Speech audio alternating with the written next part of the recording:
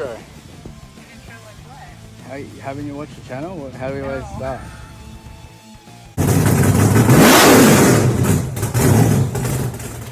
What do we got here? Bloody Barra.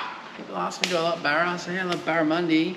But I don't know if I'm going to rush out and put one of them in my car, but I'm a special kind of character because I like two engines. Big block Chevy, small block Chevy. And yeah, they're getting dated. I still keep using them, but you can't mistake, these things aren't going away. They're getting faster and faster, and they're a formidable force of the drag strip and roll racing and no prep. They're Australia's pride of the fleet. You know, we invented that engine ourselves, and the whole world's starting to notice what you can do with Barra and how great they are. So you got to embrace them. This one here, Chris, he's a bit of a member of the Motorfab family. You might remember him, he's been on a couple of episodes, two kits on the hit, I think, and I stitched him up there at the drag and drive.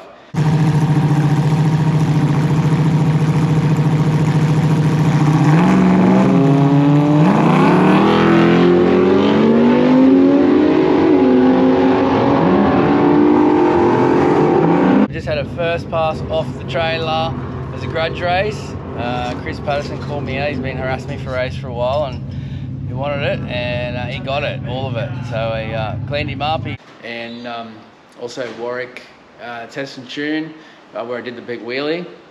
We could probably cut to that footage because I know Chris loves both of those races. I've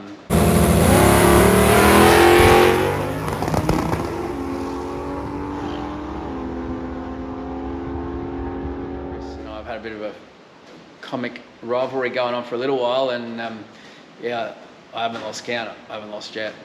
And Chris is waiting desperately to get one on me, and me making this video is going to make him want it even more. So encourage his rivalry, get in the comments, wish him luck. He's probably getting pretty close to doing it actually, because his car's getting faster and faster and faster, and the dirty old Junkyard Monaro is getting tired. It hasn't got too much left in it, but it just keep turning it up. Who cares? Send it to the moon for all I care. And yep, but we got a good rivalry. And anyway, Chris gone too quick. He's been kicked out of the drag strip, so he's got to get caged now. So I said I'd help him out, and we're going to do the cage. We're going to do a bit of other cool stuff as well. So you'll see that over the next couple of episodes. Enjoy. Please like and subscribe, and hit the comments. Hit them hard. The more comments, the better. I love it. I've been getting on there a fair bit lately, replying to a lot of comments. Sorry I let some of you guys go so long without comment, but I'll do my best to get back to everybody. And yeah, keep it in, and it can help steer the channel and see what you want to see on the channel by commenting in the comments. So enjoy the Barra. They are pretty cool. They are pretty fast. They do their thing. They're starting to get the hang of the sound of them too. When they first became a bit of a thing in drag racing, they sounded pretty terrible, but they're starting to sound pretty good. Still not a V8 though, are they? But anyway, let's do it. 4 litre Barra turbo. It's got a turbo 400 behind it, 9-inch, all the basic stuff. Yep. Goes alright, done 640 so far, so 640. Improve on that. Gonna go faster today? Hope so. Beautiful. So I got the Plasma Man intake. What's done to the engine?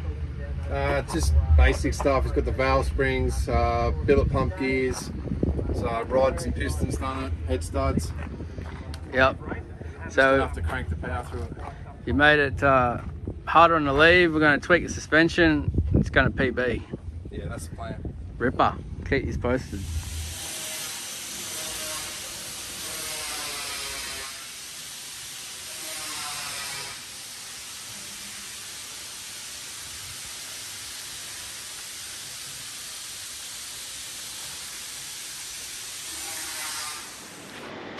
Taxi bar time. We're just setting it up. We got 101 there. Trying to get it nice and level in the car. And then in relation to our, what do we got here? 0.01 there. So it's very important that you get, well, at the end of the day, no one's actually going to see if you get these things right. But to me, it's important. If you want to build a car that goes fast and straight, everything's got to be true and square. There are things like certain parts of the front leg and stuff that are not going to be as precision as that, but that's something you're going to see in the car. So try to keep them nice and square, and yeah, get it in there. Luke's hot tip, don't know what number we're up to, but one of Luke's hot tips having a nice roll cage is the notches. You can see there, zero gap. Zero gap.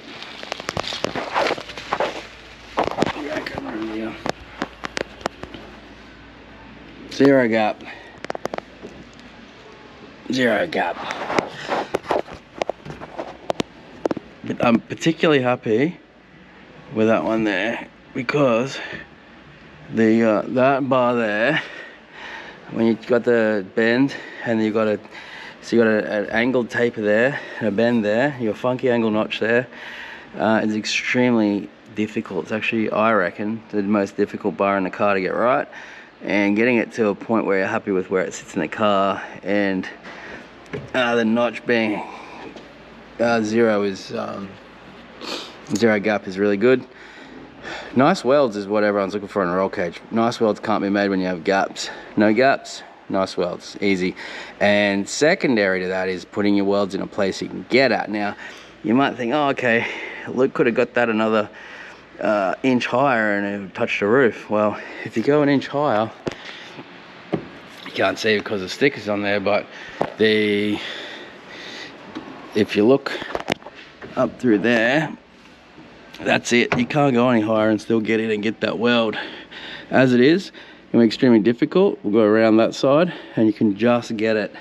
So I don't like to put too much bend in there and get it up any higher because it looks sticky. It's behind the tin strip anyway, and it's pretty tight in there. So to me, that's as good a compromise in every direction as you can get and still be able to weld it up.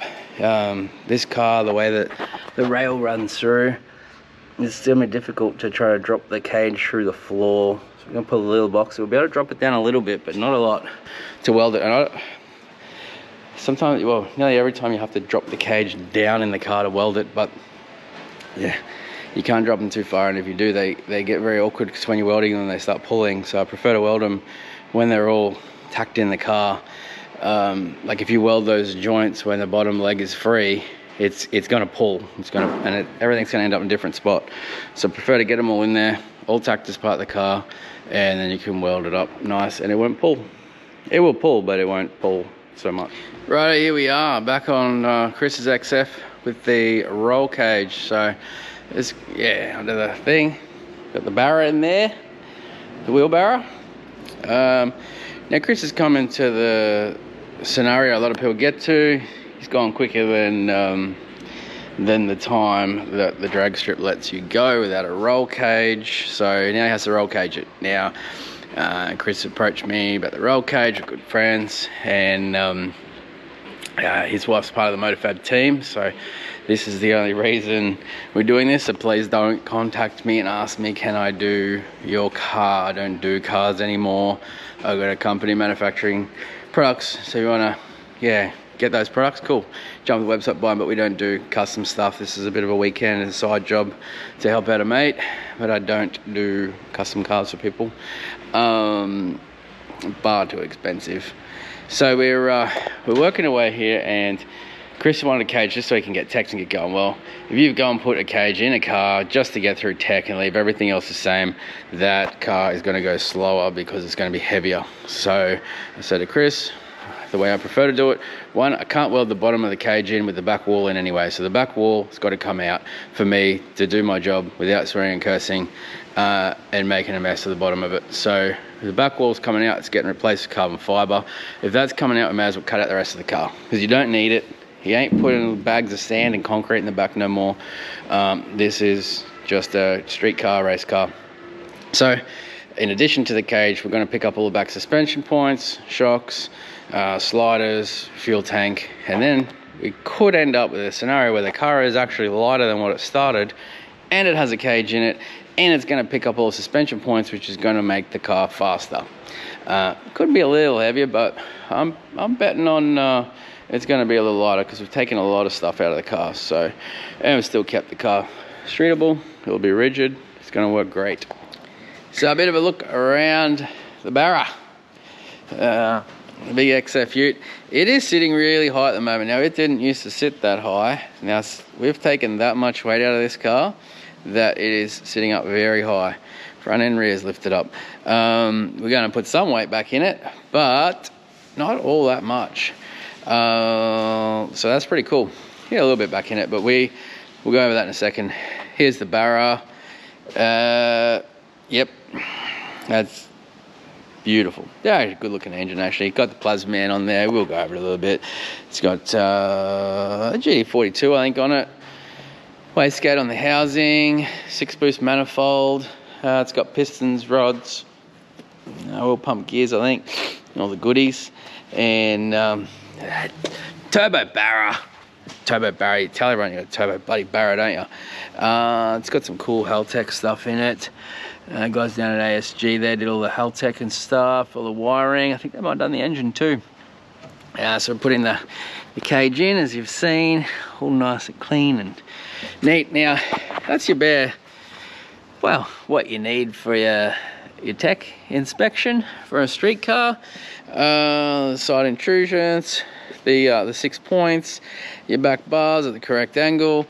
Now we're putting a few extra taxi bar. You got your different rules between your bent taxi bar and your straight taxi bar, where you have to have the diagonals and all that sort of stuff in there. We've got a couple more bars to go in here yet. But then yeah, obviously these supports down here are for performance. We picked up the chassis rails at the back, so we've skinned them down to the rails, cut everything that we don't need out of there. This bar here, we will still adjust the height up. That's going to pick up the rear shocks. These bars here pick up the sliders. There's going to be some diagonals and stuff in there, and some bars across to pick up the fuel tank and breather tank and stuff like that. So they'll all go in there, and they'll be in a thinner material, so keep it all nice and light. And yeah, so it's sort of down to the bare minimum. There's another interesting fact here. If you cut the floor pan beyond the pinion yoke, which we have in here, that's all factory. Once you cut that out and modify it, you then fall on a different set of rules for tech inspection. You then must have 2 tail shaft loops, one at the front, one at the back, both in 150mm of the universal joint. So for the little bit of weight that we'd save there, we're not going to bother modifying the floor, and it puts us in a whole different set of rules. This is factory suspension, factory pickup, factory chassis rails. This was an ugly bit around the factory fuel tank.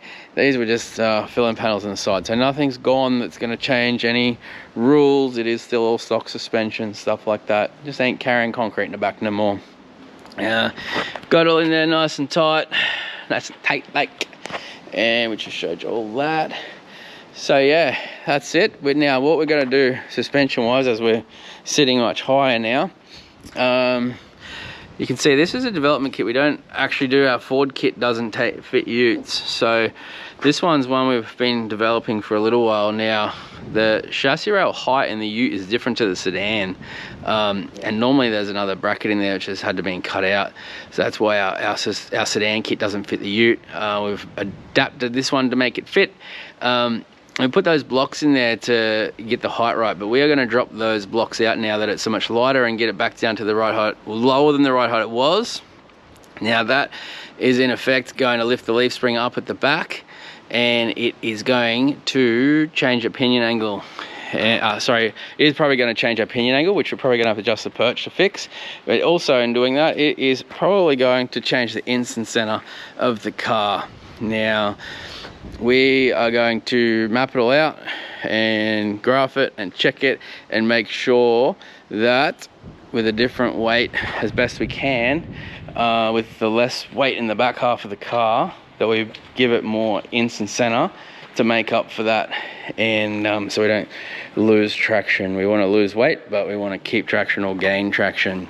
So there you go, that's what we've got done so far. we'll keep moving along. Next week we're going to show you some more and fit it out. We're putting carbon fiber tubs in this one and carbon fiber sheeting all through it. So that will be on our next episode. You get to see all that cool stuff.